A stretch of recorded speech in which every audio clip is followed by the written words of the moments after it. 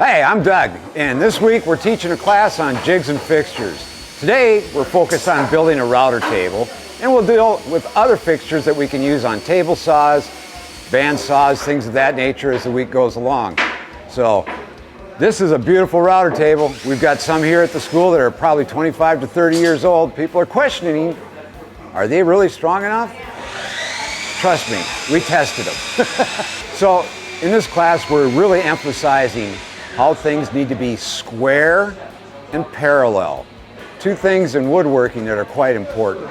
So throughout the building process, everything is checked, square and parallel. If you can do that, you can do a lot of great things in woodworking.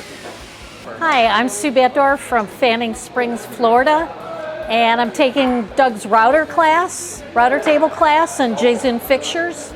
And the router table is really essential for a lot of work that you do in woodworking. And so that's why a good stable table is essential.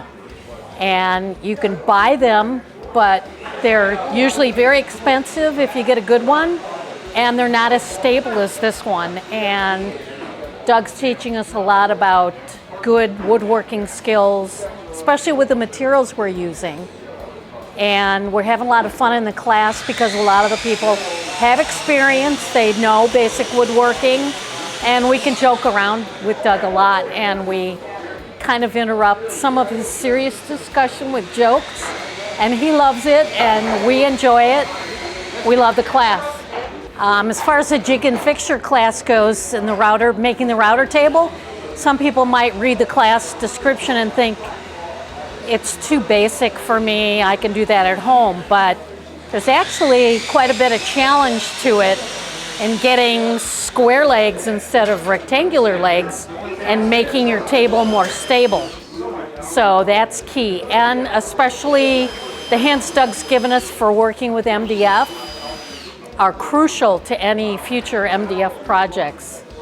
So there's more to the class than meets the eye. Even though it's just day 2, I'm sure the rest of the week's going to be really good. My name is Susan Doring, and I am in the jigs and fixture class with Doug. And what we're doing today, actually yesterday and today, we're actually making a router table.